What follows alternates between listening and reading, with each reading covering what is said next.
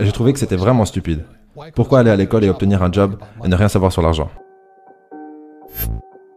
Dans ma vidéo résumant le livre Père riche, Père pauvre de Robert Kiyosaki, je vous avais décrit que pour devenir riche, il fallait minimiser ses dépenses, limiter les passifs et se concentrer sur les actifs.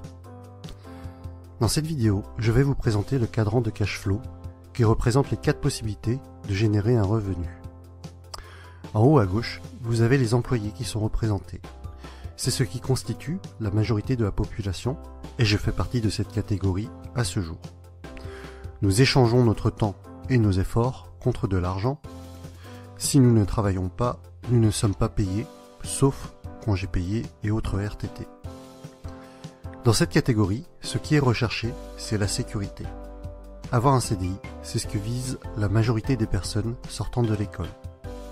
En effet, on nous a toujours appris qu'avoir de bonnes notes à l'école était important pour détenir un CDI et que c'était synonyme de sécurité. Et c'est cette notion qui prédomine surtout cette catégorie du quadrant. En bas à gauche, vous avez les travailleurs autonomes. Ils ont leur propre business. C'est ce qui représente les fonctions libérales telles que médecin, vétérinaire, avocat ou dentiste. Ces personnes attachent de l'importance à leur indépendance, préfèrent prendre les choses en main elles-mêmes.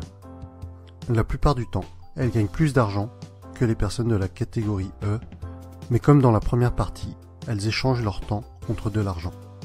Autrement dit, si elles ne travaillent pas, elles ne sont pas payées. En haut à droite maintenant, il s'agit de la catégorie B. Vous êtes propriétaire d'un grand business, ou alors vous avez votre propre système et pas seulement votre job. Vous mettez en place une façon de générer votre argent, même si vous n'êtes pas forcément, physiquement, derrière les commandes. Des personnes travaillent pour vous.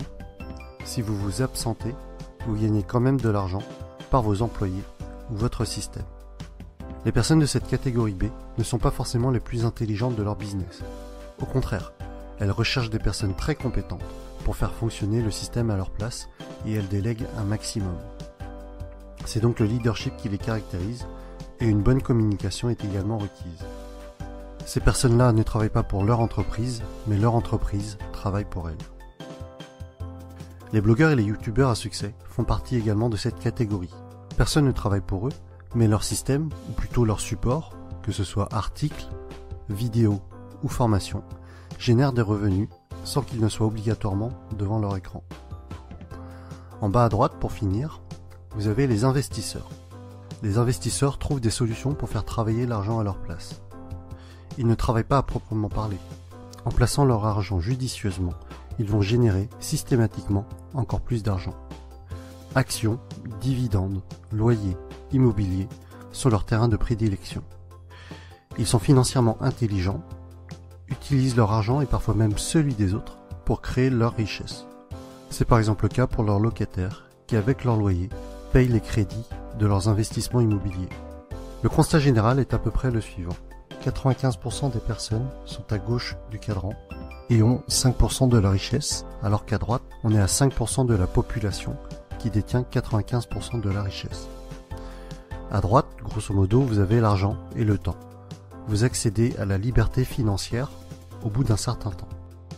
Si on refait une petite analyse de ma vidéo précédente, dans laquelle je vous annonçais mon défi de quitter mon emploi actuel, cela correspond en fait à quitter la partie en haut à gauche du cadran pour basculer petit à petit dans la partie droite. Et c'est un peu dans cet esprit que Robert Kiyosaki a écrit ses livres. Si des personnes sont intéressées par l'indépendance financière, elles doivent devenir financièrement intelligentes et donc basculer progressivement des lettres ET, donc employés et travailleurs autonomes, à BI, donc propriétaires de business et investisseurs.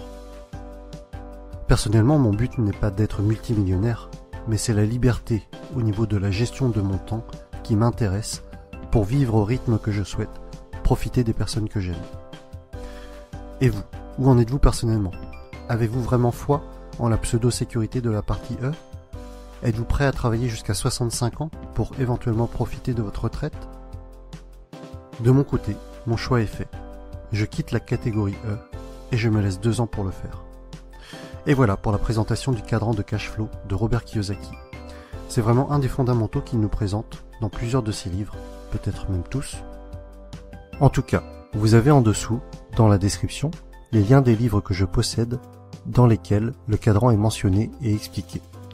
Ce cadran me servira dans ma prochaine vidéo lorsque je vous parlerai de ce que Robert Kiyosaki présente comme étant l'entreprise du 21e siècle, qui pour moi sera une des approches qui me permettra d'atteindre la liberté financière, quitter la rat race et accomplir mon défi. Comme d'habitude, commentez, likez, partagez, abonnez-vous.